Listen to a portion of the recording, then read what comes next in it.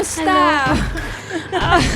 Kinakabahan ka ba? Hindi po, medyo pagod na po yung boses po. Alam mo, especially na nandito tayo sa competition, kailangan talaga natin inaalagaan yung sarili natin.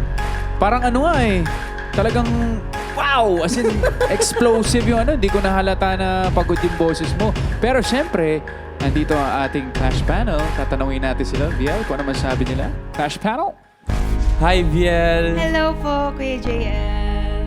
So, yun nga, narinig ko na sabi mo, pagod yung boses mo today. Kasi ang ganda mo sinimulan yung kanta eh. Like, nakikita ko yung confidence mo, yung storytelling.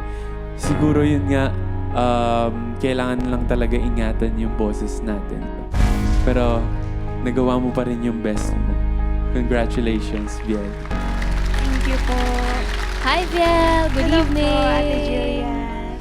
So, umpisa pa lang ng song, nagustuhan ko yung lower register mo. I mean, kahit ang baba nung notes, buong-buo pa rin yung boses mo.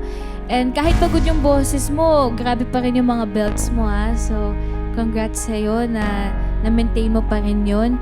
And nafe-feel ko pa rin yung, yung pag-yearn mo while singing kahit medyo mas upbeat yung ginawang areglo. Thank And you po. take care of yourself, ha?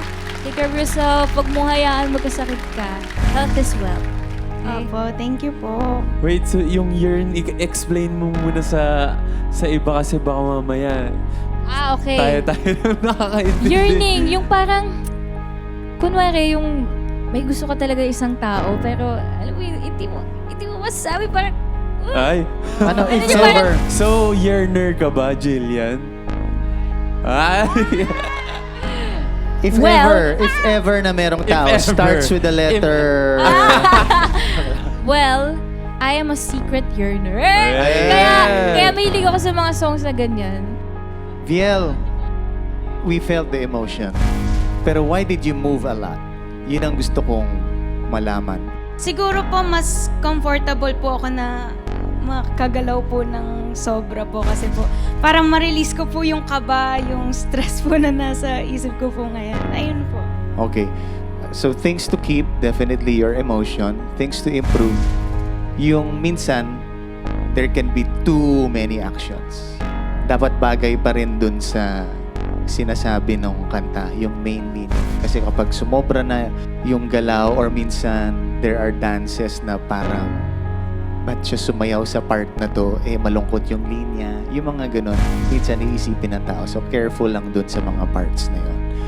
Pero salamat na nilaban mo kahit meron kang nararamdaman. So salamat. Thank you po.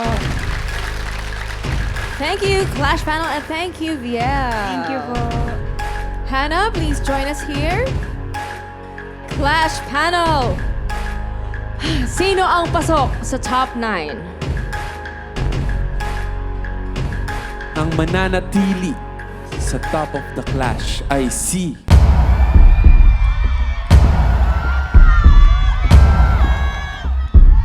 Hannah. Congratulations, Hannah!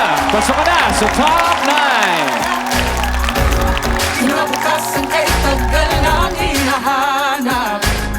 Dinig ng pusong may nais ipalaganap. Hindi na, paawat pa. Viel, it's okay. You don't have to worry. Dahil meron ka pang isang pagkakataon para i-redeem ang iyong sarili. Sa ngayon, malalagay ka sa danger zone. Pwede ka munang maupo.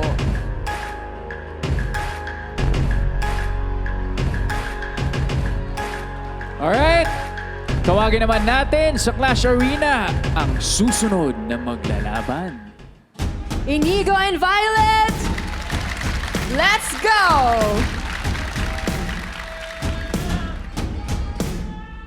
Ang pagtutuos ng Violet at Inigo, masasaksihan natin sa pagbabalik ng The Clash Teens. Isa, laban sa lahat!